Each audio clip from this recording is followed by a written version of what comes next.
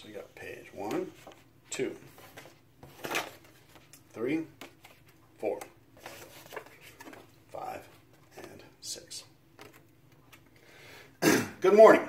My name is Gerald, and I'd like to tell you something a little bit about the St. Louis Arch, or the Gateway Arch. I'm going to tell you about two very important people who it wouldn't have happened without, and a little brief history of St. Louis, okay, some general information. In 1963, there was a gentleman named Pierre Laclede Leguesse, and he was a fur trader in New Orleans looking to expand his business. And he was going up the Mississippi River, and he found a spot. And according to Mark Trangle, in the spring-summer 2012 issue of The Confluence magazine, Laclede said, "I have found a situation where I intend to establish a settlement, which in the future will become one of the most beautiful cities in America." And today, well, that area where he landed is known as Historic Laclede's Landing. You can go there. It's pretty neat, right there on the waterfront. And that was 1763. By 1804, people have heard of this St. Louis place, and that was a good place to keep going west. The westward expansion had begun. And in fact, in 1804, Lewis and Clark made St. Louis their jumping off point for their expedition of discovery. Okay, they left, and St. Louis had a population in 1804 of about 1,000 people. But by 1850, with the westward expansion, that population had exploded to 105,000. In 50 years, 105 times it grew. Okay, that's how rapid the expansion was. And what allowed this?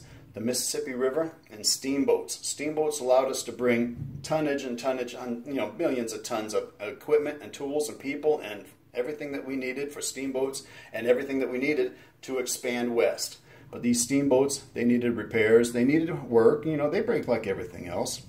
And so a whole area was developed for the repair and maintenance of the steamboats, a whole, like 40-block area.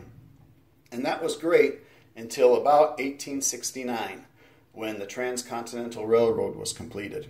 And it worked a little bit better because it could go by land. You didn't need waterways. You didn't need steamboats that were restricted to waterways, right? The train would just run and take you where you needed to go. And that unfortunately spelled pretty much the end for steamboats. And what else did it spell the end for? The whole support system that St. Louis had developed for the steamboats.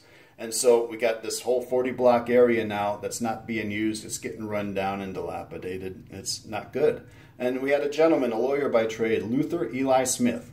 He's the one that said, "I can't let this happen to my city." He was very civic-minded, very civic-orientated, and he developed a plan to take that whole 40-block area and knock it down, and we're going to make a memorial, right? He developed an association, the Jefferson National Expansion Memorial Association, okay? And he developed this, and they made a plans, and they decided they was going to build a monument, right, for the expansion, to honor Jefferson and his ideas of expansion, and to honor all the hard people that made the hard choices and did what they had to do. Luther, he fought local governments, state governments, federal governments, get money, permits, everything he had to do. He was so tenacious. He is known as the father of the Gateway Arch. His tenacity was just never ending. He continued on until he got what he wanted and made it happen. Okay, but by 1947, this was 1930s, right? By 1947, they still didn't have a good plan on what was going to happen, what was going to look like. So they had held a nationwide contest. Architects, artists, send in your ideas. And they did. And a gentleman, Eliel Saarinen, he's an immigrant from Finland. He came in 1923. And he brought his family, and he submitted an idea. But his son didn't think much of his idea. His son, Eero, E-E-R-O, also had his own ideas, imagine that. And he submitted a plan too. And so one day they get a letter in the mail that says, "Congratulations, Mr. Saarinen. You won." And everybody thought it was the senior Mr. Saarinen. But a second letter later confirmed that it wasn't senior, it was junior and his new ideas. His idea was, we're going to make it honor the expansion. We're going to make it honor the gateway. We're going to build an arch. And he said, we're also going to honor the future and make it shiny stainless steel. And that's what won. And so they got the money now, they got some permits, they got what they needed. In 1962, they started building the arch. The first triangular sections were laid on each leg, and they did them both at the same time. They were going to meet in the middle.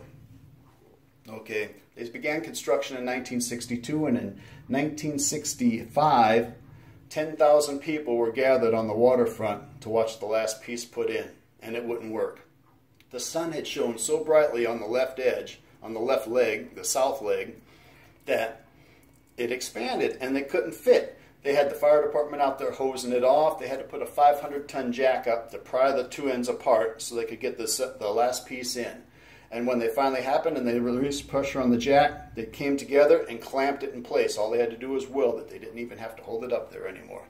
And that was 1965. By 1967, the north leg tram operated and people could get to the top of the arch finally. In 1968, about, the south leg was done, and now you could go up both sides of the arch.